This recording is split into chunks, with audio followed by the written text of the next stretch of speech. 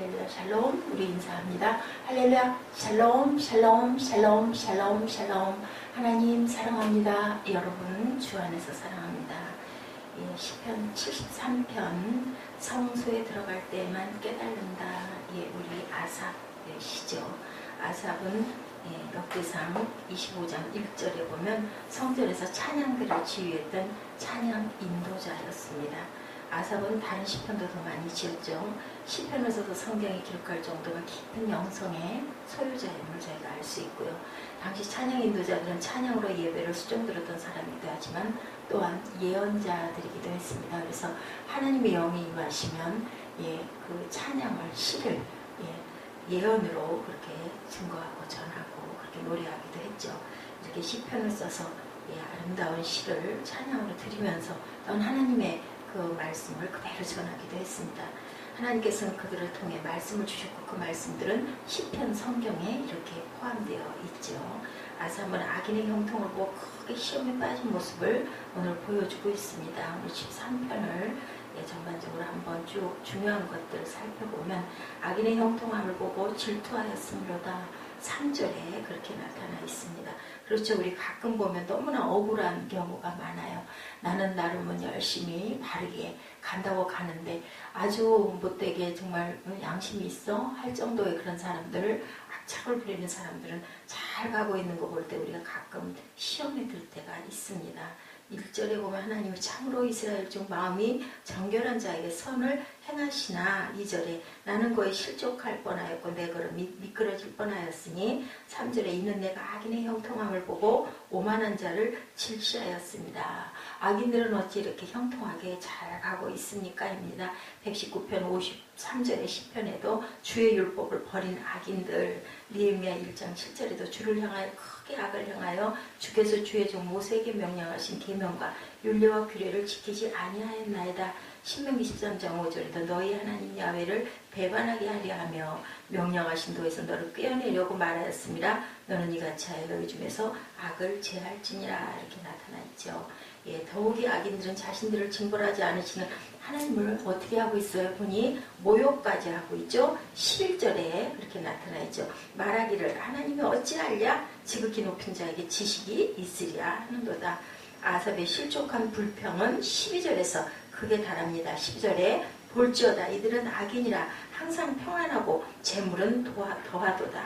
악인은 형통한데 나는 왜 이렇게 공고합니까? 라고 이렇게 마음에 호소를 하고 있습니다. 내가 내 마음을 정의하며 내 손을 써서 무죄하다 한 것이 실로 헛되도다. 악인의 형통에 비해 아삽은 너무 안 풀리는 잘 안 되는 모든 것들이 꼬이는 그런 부분들을 한탄하고 있습니다. 14절에 나는 종일 재앙을 당하며 아침마다 징책을 보았도다. 종일토록 얻어맞고 잠만 깨면 받는 것이 책버린 바에야 나는 도대체 이걸 어떻게 하면 좋습니까?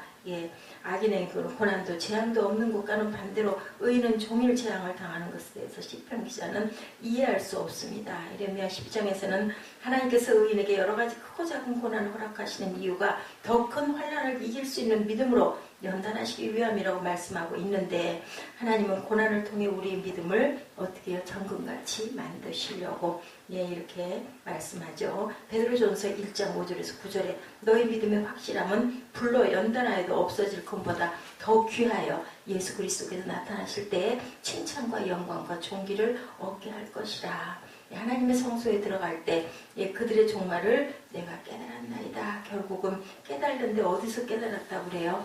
하나님의 전에서 성전에서 예배하면서 말씀 묵상하면서 깨달았다라고 이렇게 고백하고 있죠. 나는 종일 재앙을 당하며 아침마다 징칭을 보았도다. 종일토록 얻어맞는데 그렇지만 우리는 입을 조심해야 되겠다. 15절에 내가 만일 스스로 이르기를 내가 이렇게 말하리라 하였다면 주의 아들들의 시대를 대하여 괴유를 행하였으리다. 나도 그들처럼 말하며 살고 싶었지만 그것은 당신 백성을 배신하는 말이겠기에 내가 참습니다입니다. 내가 이렇게 말하리라 하였다면 아삽은 자기의 회의를 발설하고 싶었지만 예배를 인도하는 자리에 있었기 때문에 다른 백성들이 다 실족할 것 같아서 그 아삽은 자기 입을 꼭 다물었다라는 거죠. 왜냐하면 찬양으로라도 그저 그 악한 그들에 대한 그 징벌의 마음을 전할 수도 있었지만 했습니다. 16절 혼자 생각하며 깨치려 하였다라는 거예요. 16절에 보니 내가 어쩌면 이를 알까요? 생각한즉 그것이 내게 심한 고통이 되었는데 결론은 성소에서 그때야 내가 그들의 종말을 깨달아 알았다라고. 이 아삽은 그나마 성전에서 하나님의 예언을 그대로 전하기도 하고 시편을 노래하기도 했던 사람이기 때문에 그나마 성소에서 깨달은 아삽 얼마나 복됩니까? 제가 이 시편을 통해서 참 많은 것을 어젯밤에 묵상을 했습니다. 아삽이 깨달은 해답이죠. 나타나 있죠. 성소에 들어갈 때야 해답을 얻었다. 하나님의 성소에 들어갈 때야 저희의 결국을 내가 깨달았다.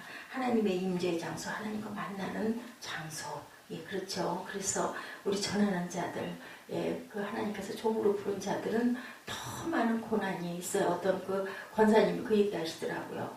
어려움이 많습니다 했더니 주의 종이 어려움 없은 건 이상한 거죠. 당연히 다 그 어려움이고 하나님이 특별히 사랑하셔서 깨닫고 알으라고 뽑아서 왜 하늘나라에 올라가게 하려니 너 잘못된 네 성품, 네가 가지고 있는 악한 것들 깨달아 알고 보고 제하고 그리고 성화되라고 그 자리에 세운 거 아니겠습니까? 라는 그런 얘기를 제가 들었습니다. 그가 악인의 형통을 보고 실족했었는데 이제는 사람과 상황과 환경을 보지 않고 오직 하나님 한 분만 제가 주목하겠습니다. 이것이 바로 핵심이죠. 그때 전환이 일어납니다. 사람들이 나를 어떻게 보는가도 중요하지 않다. 내가 나를 어떻게 보는가도 중요하지 않다. 하나님의 거룩한 임재에 내가 압도될 때 내 시각과 내 생각이 달라진다. 거룩해지면은 어때요? 하나님을 닮는 모습이 되고 거룩해지면 내 더러운 모습이 보이죠. 그래서 바울은 자신을 배설물과 같다고 그렇게 얘기할 정도로 바뀝니다. 그러다 보니 내가 아침에 분을 내었다가도 그저 금방 시간이 조금 지남에 따라 하나님 말씀 묵상하다 보니 전하다 보니 그냥 양심에 뭐가 됐다 찔렸나이다 라는 고백이 나올 수밖에 없죠. 하나님의 거룩한 임재에 내가 압도될 때 하나님 그 영광의 빛 앞에 설 때 내 세상적 시각과 판단이 달라진다. 세상적으로 생각할 때 그게 옳은 것 같은데 나는 너무 억울한데 저들은 왜 저렇게 잘 사는 거야? 약올라 너무너무 속상해 이렇게 되는데 바로 내게 복이구나. 이런 것들을 내가 그런 부분을 깨달아 알고 바라볼 수 있게 해주시고 하나님 가까이 있다 보니 그들을 하나도 부러워할 필요가 없고 왜냐하면 그들의 끝을 우리는 알기 때문이죠. 이때 벌어서 나의 뭐가 열렸다. 내 전에 보지 못했던 걸 보았다. 영안이 열렸다. 여러분들 소명의 시인 아시죠? 나 남이 못 본 것을 보았고 남이 듣지 못한 음성을 들었고 남이 받지 못한 사랑 받았고 공평하신 하나님이 나 남이 가진 건 나 없지만 공평하신 하나님이 나 남이 없는 것 갖게 하셨네. 물어보니 나는 지금이 더 좋습니다. 왜냐하면 또 그랬었죠. 눈 뜨지 못하는 분에게 물어보니 나는 내가 첫 번째로 눈을 뜨면서 하나님을 가장 먼저 뵐 것이기 때문에 오히려 나는 눈을 감고 있는 것이 좋습니다. 그런데요. 거기까지 갈 때까지의 고난과 아픔과 고통은 얼마나 컸겠는가. 우리가 뭔가 좀 그죠? 그 사물이 정확하게 보이지 않을 때 저는 이제 눈이 나빠서 안경을 씁니다만 안경을 벗어놓고 있다가 뭘 봐야 되거나 찾아야 되거나 할 때는 꼭 안경을 끼지 않으면 보이질 않습니다. 얼마나 불편해요. 편하게 그냥 눈만 뜨면 딱 보였던 것들이. 그런데 그나마 그 안경 잃어버리고 나면 어떻게 돼요? 아무것도 할 수가 없는 거죠.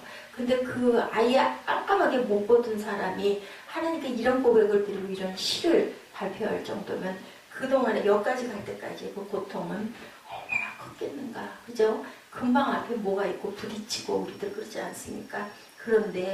그런데도 저는 이 자리가 이 상황이 좋습니다. 왜냐하면 하나님을 알고 나면 세상에 하나도 부럽지가 않기 때문이죠. 뭐 어떤 것도 좋고 그게 욕심나고 한 게 없다라는 거죠. 17절에 하나님의 성소에 들어갈 때야 저희 결국을 깨달았나이다. 조금 전까지만 해도 악인의 형통을 보고 아삽은 부럽고 마음이 너무너무 괴로웠어요. 비교가 되고 그죠? 왜 저들은 저런데 나는 이럴까? 그죠? 이렇게 생각을 했는데 이제는 영원한 시각을 갖게 됩니다. 그 시각을 보니 악인의 땅에서 잠깐 잘 되는 것 끝까지 것 길어봐야 몇 년이요? 7, 80년, 100년 아주 길게 잡아봐야 100년인데 나는 영원이다 영생이다 여러분 세상 불신자들도 인생은 잠깐 나그네라고 그들도 그렇게 얘기를 하죠. 예, 뭐 하숙생이라는 그런 노래도 나왔었죠. 하나님의 영원하신 관점에서 보면 이 세상은 아무것도 아니죠. 눈 깜짝할 사이에 지나가죠. 깜짝도 아니죠.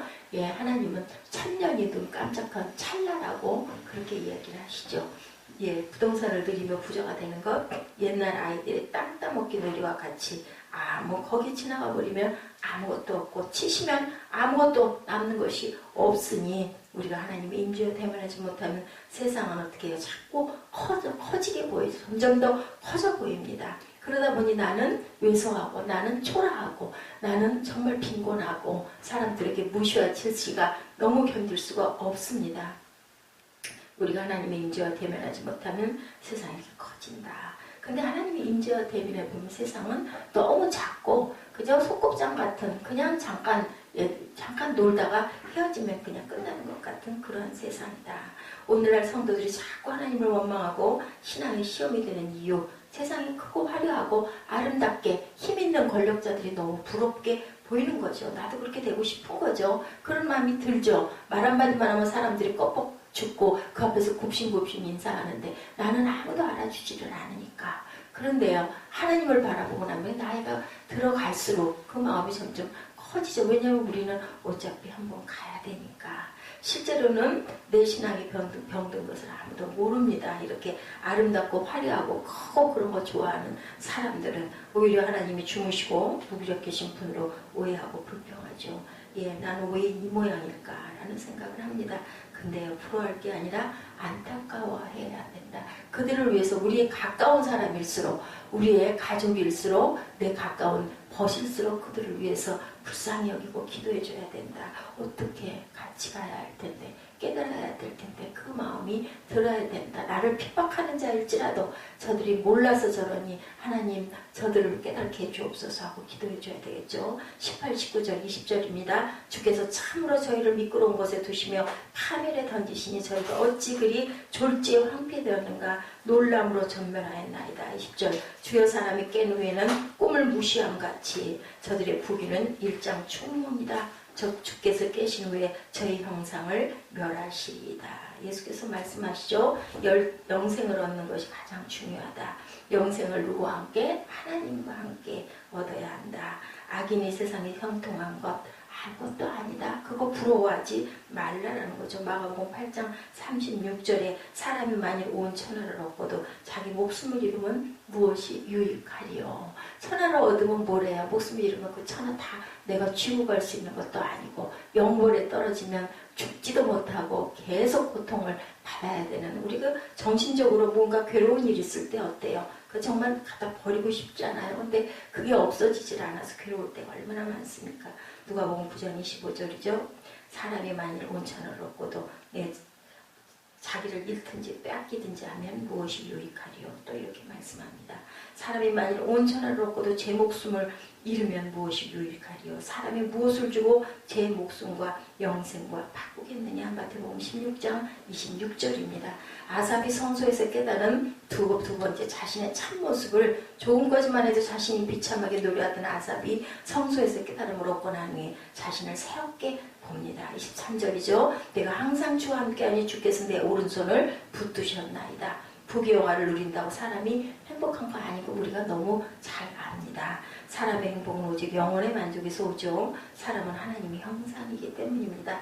오늘 내가 만약 부귀와 영화가 부족해서 불안하다고 느낀다면 속는 것이라는 걸 우리가 깨달아야 됩니다. 물론 물질이 필요하죠. 예, 불편하죠. 예, 그걸로 인하여서 어떻게 하나 생각이 들기도 하지만 어찌하겠습니까? 하나님이 정해주신 길을 조금 여유가 있으면 있는 대로 조금 부족한 대로 가는데 중요한 것은 우리 영이 얼마만큼 살아있느냐가 중요하다.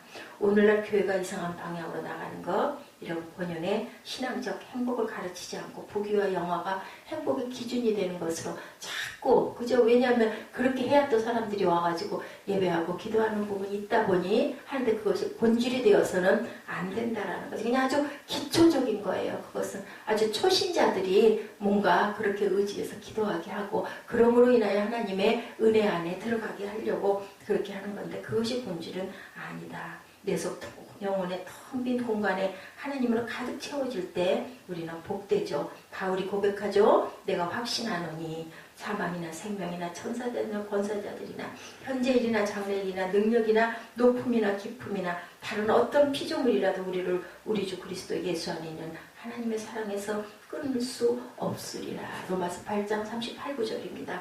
하나님이 나를 붙들어주는 사람, 세상에 두려울 것이 전혀 없죠. 다윗이 담대함으로 골리앗 앞으로 나갔던 것. 그래서 시편의 다윗은 고백합니다. 내가 사망한 음침의 골짜기를 다닐지라도 해를 두려워하지 않을 것은 주께서 나와 함께 하심이라. 주께서 내 원수의 목전에서 상을 베푸시고 기름으로 내 머리에 바르셨으니 내 잔이 넘치나이다.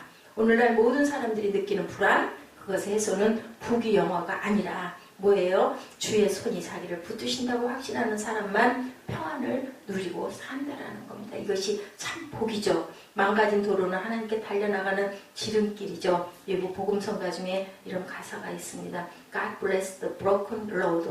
하나님은 망가진 길을 축복하셨어.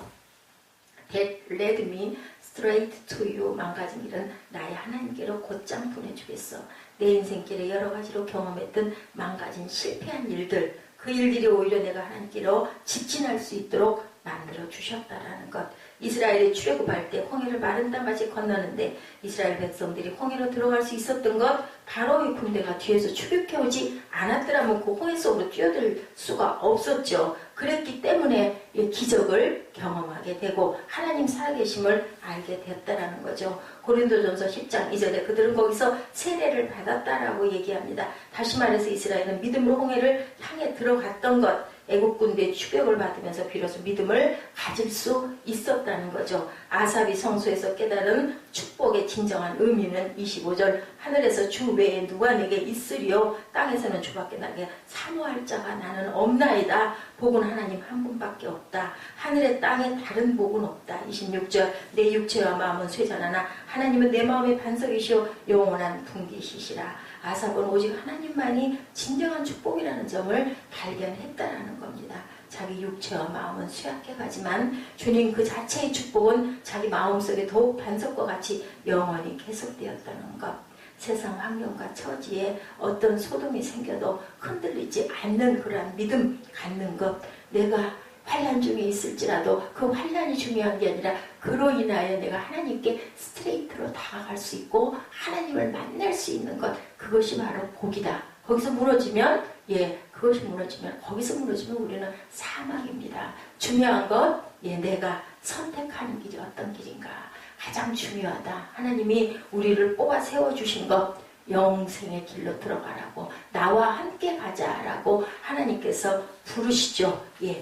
주와 함께 길 가는 것 즐거운 일 아닌가. 이것처럼 우리에게 복된 일은 없다. 그렇기 때문에 여러분들 세상에 뭔가 조금 좀 잘 되는 것 보니 그 사람들은 왜 저렇게 못된 짓을 하면서도 잘 살고 있는 거야. 나는 왜 이렇게 맨날 공고하고 맨날 짤짤매고 이렇게 가고 있나. 그렇기 때문에 우리는 내 힘으로 안 되는 것을 하나님께 의지한다라는 것. 그것처럼 기쁨이 없고 하나님을 발견한 것처럼 복된 일이 없다라는 것. 우리가 항상 어떤 환난과 고난 속에서도 하나님 계심을 깊이 깨닫고 가고 그리함으로 내게는 정말 큰 복이라는 것을 입술로 고백할 수 있는 저와 여러분의 복된 삶이 되시기를 하루하루가 되시기를 주님의 이름으로 축복합니다. 기도하시겠습니다.